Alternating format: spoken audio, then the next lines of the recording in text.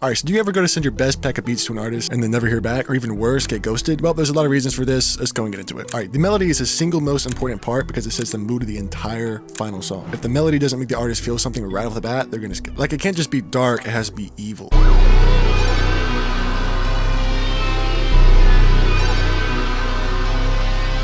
People often misunderstand the phrase simplicity is key and create pockets for the artist. What they mean is don't spam hi-hat and snares all over the place in your pattern. Anything that clutters the rhythm and ruins the vibe. Instead, take a regular pattern with a super clear rhythm and stack sounds to impress artists.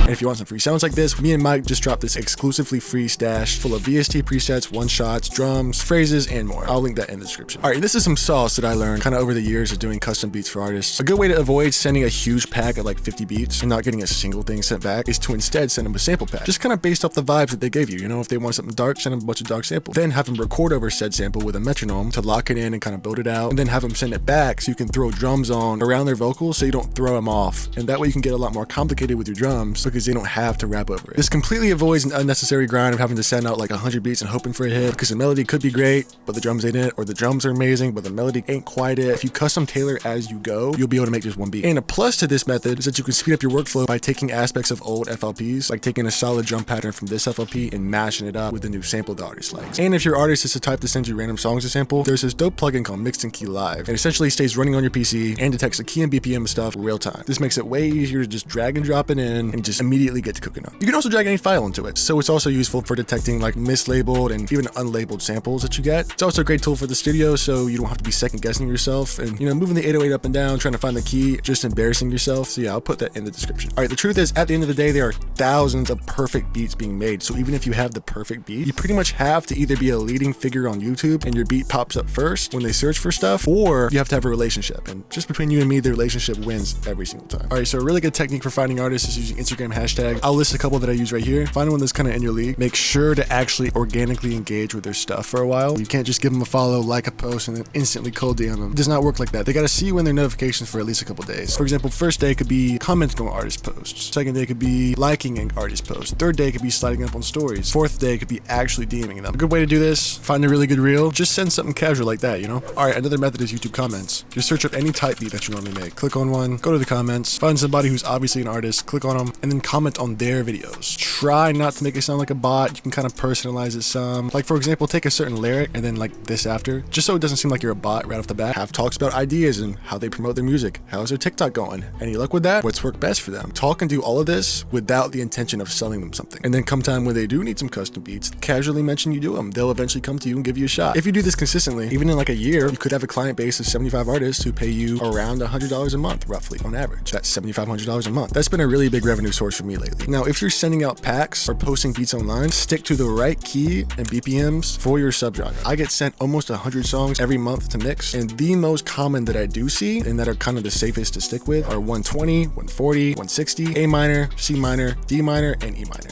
Now, if your artist is a type to actually ask for a specific key or BPM, you're already lucky right off the bat. Now, me personally, this is made even easier with this program called 𝕊𝕌𝔹𝕆. I use it to organize all my beats by tempo, BPM, and energy level. So all you gotta do is just search it up and send them over. And while we're here, this thing is also amazing because it allows you to see which parts of your catalog are compatible with each other. If your artist asks for like a switch up in the beat, or he wants to paste two together, or you want to paste two together, this allows you to do that, especially with the key points right here at the top. And obviously, if you're a DJ, this thing is the holy grail for finding smooth transitions in your sets. I highly recommend giving it a shot. I'll put the link in the description for this software. Now, with the engineer side of me talking, I've seen tons of artists end up scrapping beats because they didn't want to find out the key and BPM and it wasn't labeled. I've literally seen in real time in the studio, they find a beat they really like and they click right off because they go to the description and it's not there. As stupid as it sounds, they don't feel like finding the key. That happens all the time, way more than I like to admit. Naming your beats properly is a must. Throw the key and BPM in and choose names that inspire creativity and match the vibe of the beat. For like a sad beat, something like Ashes of Us conveys a mood right away. It can help with freestyles and even in some cases inspire the artist right off the bat. Shout out to my boy Mike Fuego for that tip. So yeah, hopefully this video answered most of your questions. I'm gonna have a part 2 coming out soon. Let me know what you thought of the video, and yeah, peace.